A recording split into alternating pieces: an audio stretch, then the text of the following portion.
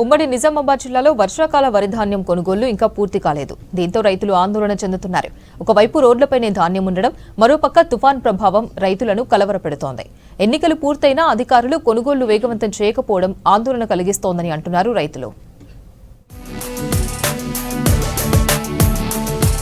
ఉమ్మడి నిజామాబాద్ జిల్లాలో ఈ వర్షాకాలంలో పండించిన వరి ధాన్యం కొనుగోలు ఇంకా పూర్తి కాలేదు. దాదాపు 7.5 లక్షల ఎకరాల్లో రైతులు వరి సాగు చేశారు. దిగుమతి కూడా బాగానే వచ్చింది. ఈ ఏడాది 27 లక్షల మెట్రిక్ టన్నుల ధాన్యం సేకరిస్తామని అధికారులు భావించారు. అయితే కోతలు ప్రారంభం, ధాన్యం ఆరబెట్టే సమయానికి ఎన్నికల షెడ్యూల్ వచ్చింది. దీంతో కాస్త ధాన్యం కొనుగోలు స్పీడ్ పెంచారు. కానీ అంతలోనే మళ్లీ ఎన్నికల నోటిఫికేషన్ వచ్చింది. తర్వాత ధాన్యం కొనుగోలు పూర్తిగా నిలిచిపోయింది.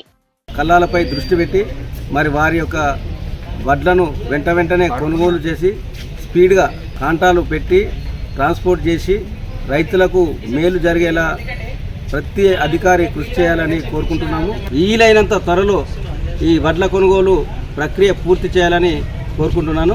దాదాపు 2 నెలల పాటు ధాన్యం కొనుగోలు నత్తనడకన సాగాయి. అధికారులు, సొసైటీ సిబ్బంది, మార్కెట్ సిబ్బంది ఇలా అందరూ ఎన్నికల్లో విధులు నిర్వహించారు. జిల్లా కలెక్టర్ సహా ఉన్నతాధికారులు ఎన్నికల ఏర్పాట్లలో బిజీ అయ్యారు. దీంతో కొనుగోలు నిలిచిపోయి రోజుల తరబడి ధాన్యం కుప్పల దగ్గర కాపలా కాశారు రైతులు. గత వారం రోజులుగా వాతావరణం పూర్తిగా మారిపోయింది. అప్పుడప్పుడు చిన్నగా చినుకులు పడుతున్నాయి. దీంతో రైతులు ఆందోళన చెందుతున్నారు. ధాన్యానికి కాపలా కాయటానికి తీవ్ర అవస్థలు పడుతున్నామని చెబుతున్నారు. అధికారులు కొనుగోలు చేయలేక రోడ్డున పడే పరిస్థితి ఏర్పడింది. మొన్నటి వరకు ఎలక్షన్ బిజీలో ఉన్న అధికారులు ఇప్పుడే తక్షణమే స్పందించి రోడ్డుపై ఉన్న సొసైటీ కొనుగోలులో ఉన్న ఈ ధాన్యాన్ని తక్షణమే కొనుగోలు చేయాలని డిమాండ్ చేస్తున్నాం. లేకపోతే రైతులు రోడ్డెక్కే పరిస్థితి వస్తుంది.